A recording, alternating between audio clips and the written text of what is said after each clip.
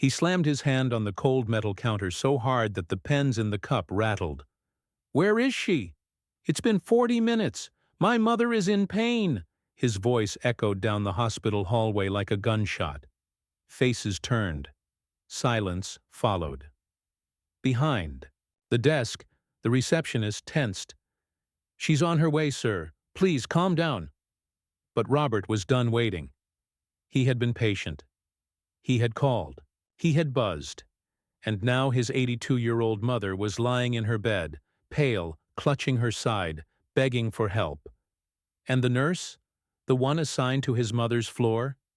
She was nowhere to be found. It was 10:47 p.m. on a rainy Tuesday in October. The halls of Memorial West were dim and too quiet for comfort. The fluorescent lights flickered. The hospital smelled of antiseptic and old plastic. Like time and healing and decay, all rolled into one. Robert had driven across town in a storm when his mother called in tears. She had been admitted for a minor surgery complication 3 days earlier. Nothing serious, they said. Routine recovery. But tonight, something wasn't right. And the nurse, her name was Clara according to the chart taped to the wall, was missing in action. Robert Hayes wasn't the kind of man who shouted in hospitals, a retired engineer, quiet, meticulous, always measured in his words. Divorced, father of one, caregiver to his aging mother. He believed in structure, in rules, in consequences. And tonight, structure had failed him. His mother's face, twisted in, pain was burned into his mind as he stormed down the hallway, scanning every door, looking for Nurse Clara. When he found her, coming out of a stairwell, soaked to the bone, panting, his fury boiled over. "What the hell is wrong with you?" he yelled. "Where were you? My mother needed you 40 minutes ago." She froze, eyes wide, breath sharp and fast, hair sticking to her face. She looked like she'd been in a car wreck. She began. "No excuses," Robert snapped. "You're supposed to be a nurse. You don't just disappear." But then something strange happened. Clara didn't defend herself. She didn't argue. She didn't cry. She just nodded. "I understand," she whispered, and turned away. The next morning, Robert filed a formal complaint. He wanted answers, accountability. It was unprofessional. It was dangerous. It was unforgivable. That afternoon, the hospital director called. "Mr. Hayes," the voice on the phone said, calm but firm. "Can you come in this evening? There's something you should know." Robert wasn't sure what he expected. Maybe a written apology. Maybe a disciplinary hearing. But nothing prepared him for the manila envelope the director slid across the table at 6:03 p.m. "Before you judge her too harshly," the director said, "please read this." Inside were 4 photographs. The first showed Clara, still in her scrubs, kneeling on a wet sidewalk, holding a small boy's hand. The second, her pressing gauze to his head, blood running down his cheek. The third, her standing in the middle of the road, arms outstretched, stopping traffic. And the fourth, Clara carrying the boy in her arms racing into the ER. Robert looked up, confused. The director leaned forward. "That was at 10:22 p.m. last night." "That boy," the director added, "was your son." Robert's heart stopped.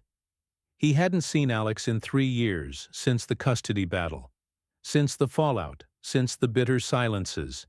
His ex-wife had refused to let him near the boy after a messy divorce, claiming he was too strict, too distant.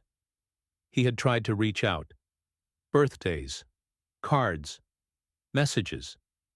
But he'd always been met with silence. Until now. And the boy in the photo, cut above his eye, scared, clutching Clara's hand, was unmistakably his. Clara had been on a break, walking home after her shift, when she saw the accident. A car had jumped the curb near the school playground. One child had fallen off his bike, hit his head on the pavement. No adults around. No time to call an ambulance. She had rushed in without thinking, No gloves, no gear, just instinct. She had stabilized him, carried him 4 blocks to the hospital in the rain, and checked him in anonymously, because she wasn't on shift. She didn't want the attention. She wanted to get back to her assigned floor. To Robert's mother. Robert stared at the final photograph. Clara, hair soaked, kneeling by his unconscious son's bed in the pediatric unit. His throat tightened. And suddenly, the timeline clicked. 10:47 p.m.